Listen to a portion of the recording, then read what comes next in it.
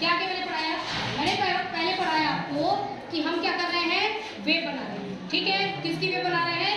Sound wave बना रहे हैं। साउंड वेव बनाने में हमने क्या पढ़ा कि साउंड वेव में कभी क्या होगा, ये बहुत आसपास मॉलिक्यूल्स होंगे, एनर्जी लेकर के वाइब्रेट होंगे, कभी पास आएंगे कभी दूर जाएंगे। पास आएंगे तो इनको हम क्या बोलेंगे, कंप्रेशन। दूर जाएंगे तो क्या बोलेंगे, रेयर फ्रैक्शन। ठीक है, ये वर्ड याद हो गया, कंप्रेशन और रेयर फ्रैक्शन। कंप्रेशन और रेयर फ्रैक्शन, ये एक बात हो गई। दूसरी बात, सबसे ज्यादा साउंड किस में तेजी से चलेगा?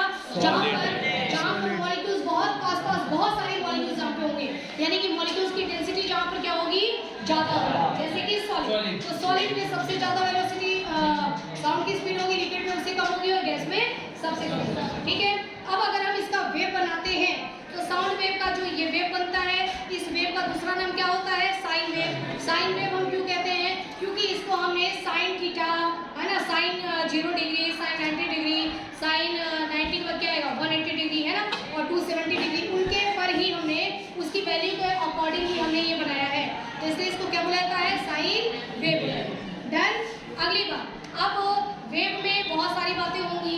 वेव में ये होगा कि हमने एक मिड पॉइंट ले लिया, मिड पॉइंट ले लिया तो यहाँ से हम मैक्सिमम कितना पिक ले रहे हैं, है ना, मैक्सिमम कितना पिक जा रहा है, तो वो मैक्सिमम जाएगा तो फुट जाएगा, तो क्या होगा ये एम्पलीट्यूड। एम्पलीट्यूड को किससे रिप्रेजेंट करेंगे? कैपिटल ए से, और इसकी यूनिट क्या होगी? ऐसा यूनिट मीटर। ठीक है, वेव के यहाँ से लेके यहाँ तक के डिस्टेंस को क्या बोलेंगे?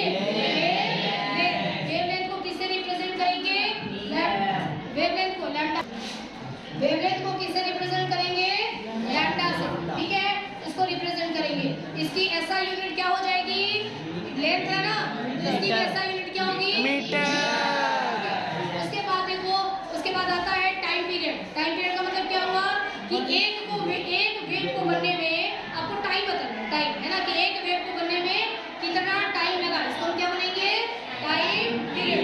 इसको किससे रिप्रेजेंट करेंगे? कैपिटल टी से। इसका ऐसा यूनिट क्या होगा? सेकंड। ओके, नेक्स्ट होगा हमारा फ्रीक्वेंसी। फ्रीक्वेंसी का मतलब क्या होगा? अब टाइम नहीं दे रखा है ना, हाँ, टाइम नहीं दे रखा है, नहीं, टाइम दे रखा है फ्रीक्वेंसी में। वो कह रहा है कि 1 सेकंड में कितनी बार वाइब्रेट किया। ठीक है, जैसे आप देखो उसको क्रिस 2 में जो क्रिस रहता है, देखो ना कैसे वो ऐसे घूम जाता है, देखा था ना आपने? हाँ, 1 सेकंड में कितनी बार वाइब्रेट कर गया, उस वाइब्रेशन की संख्या को क्या बोलेंगे? फ्रीक्वेंसी। क्या बोलेंगे? फ्रीक्वेंसी। इसकी यूनिट क्या होती है? ऐसा यूनिट हर्ट्ज। हर्ट्ज, इसको हम किससे रिप्रेजेंट करते हैं? हर्ट्ज को, हर्ट्ज होता है, और इसको कैपिटल एच और स्मॉल जेड से। और फ्रीक्वेंसी को कैसे रिप्रेजेंट करता है? Dancing bee. कैसे? Dancing bee. इतनी बात समझ आ गई। और वेलोसिटी लास्ट, है ना, कि 1 सेकंड में जब वेव चली तो उसने कितनी दूरी तय की। ठीक है, उसको हम क्या बोलेंगे? वेलोसिटी। और इसकी यूनिट क्या हो जाएगी? मीटर पर सेकंड। कुछ भी छूटा है?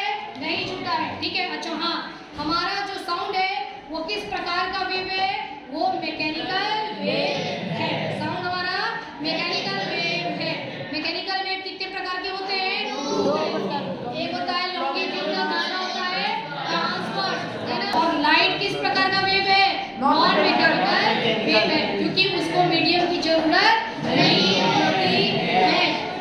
आज का ये क्लास वेरी इंपॉर्टेंट, इतना पॉइंट जो मैंने आपको पढ़ाया, अगर आप इसको भूल गए तो समझ लो सब कुछ भूल गए। ठीक है, तो भूलना नहीं है। इसका मैं ना फोटो खींच करके और आपके सेंड कर देती हूँ।